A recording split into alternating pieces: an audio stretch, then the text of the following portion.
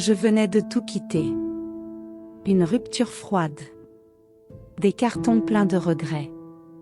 Un cœur trop fatigué pour se battre encore. Ce quartier semblait parfait, calme, un peu ancien, silencieux comme moi. Je ne cherchais rien. Juste la paix. Je voulais me réparer sans qu'on me voie. C'est là que je l'ai aperçu. Monsieur Johnson. Mon voisin. Veuf, m'a-t-on dit. Toujours seul, regard perdu sur son jardin ou sur une tasse de café tiède. Il ne m'a pas vraiment regardé au début. Mais un jour, nos regards se sont croisés, et dans ses yeux, j'ai vu ma propre solitude. Il n'a jamais été intrusif. Juste, présent. Parfois un bonjour. Parfois un silence partagé au bord de l'allée. Et ce silence, justement, était le plus doux des gestes. Deux solitudes côte à côte, qui ne se jugent pas. Qui ne se parlent pas. Mais qui se reconnaissent. Je ne savais pas que tout allait changer à partir de là. Je croyais l'avoir trouvé pour l'aider à guérir. Pour qu'il revive. Mais au fond, c'est moi qui allais renaître. Lentement. Silencieusement. À travers un homme que je n'attendais pas. Tout a commencé par un café. Il en préparait toujours trop, alors un matin, il m'en a tendu une tasse. Sans un mot. Je l'ai accepté. Sans un sourire. Mais nos mains se sont frôlées, et ce contact banal a laissé une trace étrange. Douce. Troublante. Les jours suivants, c'était devenu une habitude. Un café partagé. Un silence commun. Puis des phrases brèves. Des petites choses. Il va pleuvoir. Vous aimez le romarin? Rien d'important, et pourtant, je me surprenais à attendre ces moments. Comme une respiration dans ma journée. Un soir, il m'a invité à dîner. Simple. Poisson, riz, vin rouge. Rien de grandiose. Mais dans la lumière chaude de sa cuisine, j'ai vu autre chose. Ses gestes étaient tendres. Lents. Comme s'il cuisinait pour quelqu'un qu'il avait peur de perdre. Je ne savais pas si c'était de l'amitié.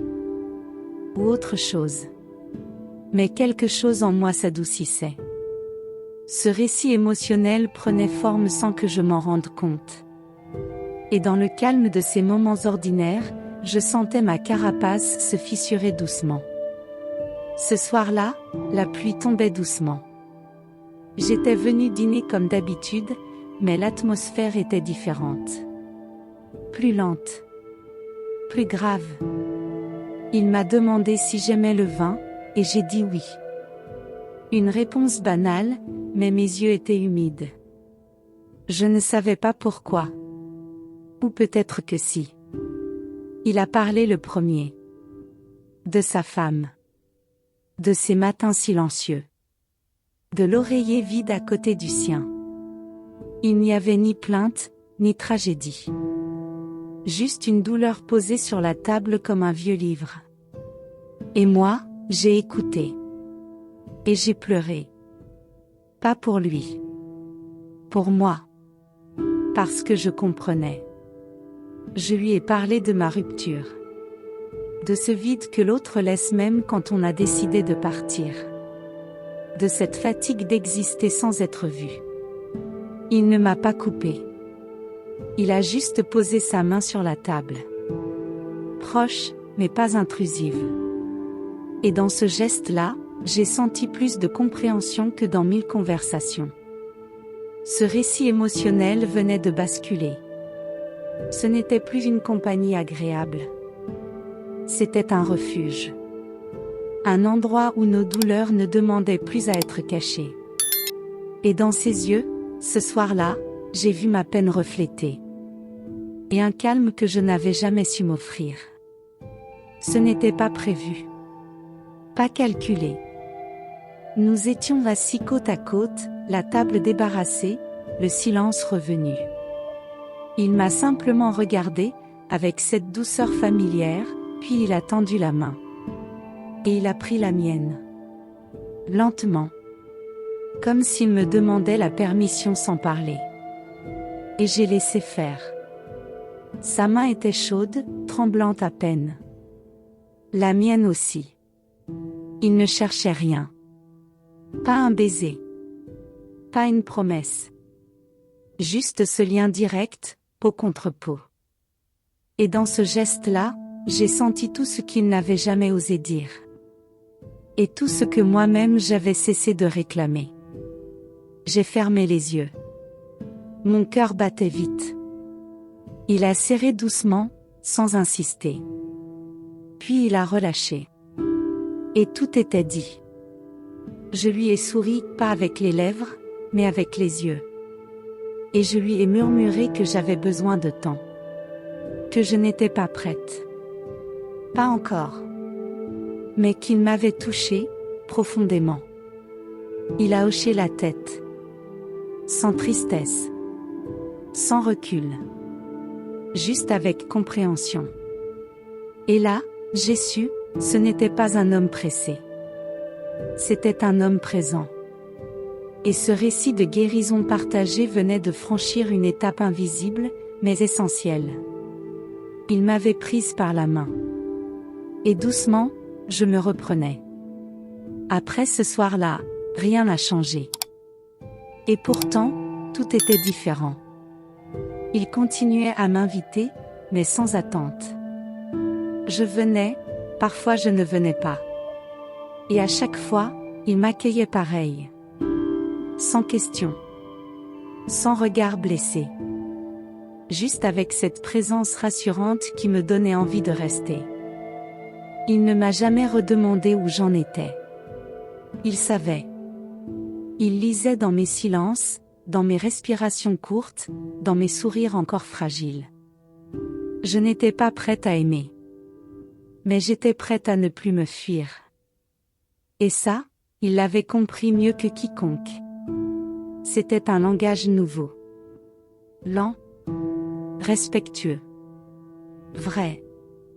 Je me sentais libre, pour la première fois depuis longtemps. Pas parce que j'étais seule, mais parce que j'étais vue. Acceptée. Sans masque. Ce récit émotionnel n'était pas un conte de fées. C'était une lente marche vers moi-même, accompagnée d'un homme qui ne cherchait pas à m'accélérer. Et dans cette lenteur, il y avait quelque chose de beau. Une forme d'amour peut-être. Ou juste une profonde affection. Peu importe le nom. Ce que nous avions, c'était une vérité douce. Un lien qui ne demandait rien, mais qui donnait tout. C'était un soir calme. Pas de pluie. Pas de vent. Juste ce silence entre nous, devenu presque une respiration commune.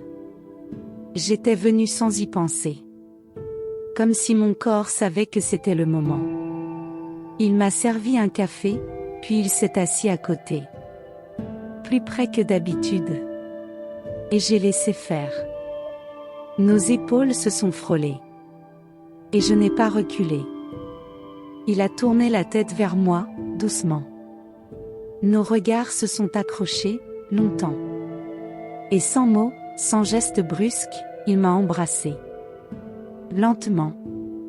Avec retenue. Avec fragilité. Comme s'il me demandait la permission à chaque seconde. Så bezu innovate rein de ardent. Citate unsuful. Unconfiance. Unremerciement peut-être. Il any churchate palmi possider. Il volate seulement être là. Avec moi. Dans ces moments suspendus, je me suis sentie entière. Nu. Mais en sécurité. Fragile. Mais forte. Ce récit de transformation in time venait de trouver assez cieli. So n'était pas un faux. C'était en lumière d'aus. Et dans ce contact, j'ai compris que je n'étais plus en train de fuir. Jetais and train de revenir. L'entertainment. En moi. Avec Louis. Après si baiser. Nous en avons reigned it. Nous avons just continue. En notre rhythm. En notre manière. Les cafés du matin devenaient plus longs. Les promenades du soir plus prox. Il posait parfois ses mains sur la mienne sans raison. Etj. Any sur sa taille plus. Jetais là. Avec Louis. Enterrement. Il any aimé jamais demand de venir tous les jours. Mais je venais souvent. Par envie. Par besoin de. Su any tête pas passionnel. Su any tête pas romanesque. Si tête simple. Beau. Profonde. Un amour que esi cultive comme un jardin comme. Sans hate. Sans brute. Il me racontait des anecdotes de essai femme parfois. Etj écoutez, sans jalousie. Parce que si tu avait vécu faisait partie de lui. Et moi, j'étais en train de vivre autre chose. Un récit émotionnel nouveau. Écrit dans un long sans dream. Et c'est là que j'ai compris. Ce que nous avions n'était pas en rupture avec le passé. C'était un continuait. Un deuxième chance. Pas pour revivre, mais pour vivre autrement. Avec douceur. Avec présence. Avec vérité. Avec Louis, j'n'ai pas guéri en un jour Louis non plus. Mais chaque matin partage, chaque silence respect, chaque geste simple, nous réparate un peu plus. Il n'y avait pas de promesse. Pas de mots grandiose. Seulement cette paix. Cette lumière discrète qu'on trouve dans les choses vraies. Nous en avions pas besoin de parler de demain. Aujourd'hui suffisait. Un café, un marché, un main dans l'autre. Sur cette connexion profonde n'était pas un coup de foudre. C'était un feu doux, entretenu à deux, avec tendresse et patience. Un abri construit après la tempête. J'ai vu sourire à nouveau. Vraiment. Et me suis surprise à rire, sans retenue. Comme si mes morceaux hésitants recalls sans que j'ai m'en aperçoive. Et Louis, il me regardait pas comme une nouvelle femme dans sa vie. Il me regardait comme une présence. Une évidence. Je voulais aller de guérir. C'est si que je croyais. Mais aujourd'hui, je sais. C'est moi qui ai change. Moi qui ai guéri. Grâce à Louis. Grâce à nous. Parce tu aimes, parfois, si n'est pas reconstruire à l'autre. C'est rester. Igor. Et laisser la vie recommencer, tout doucement.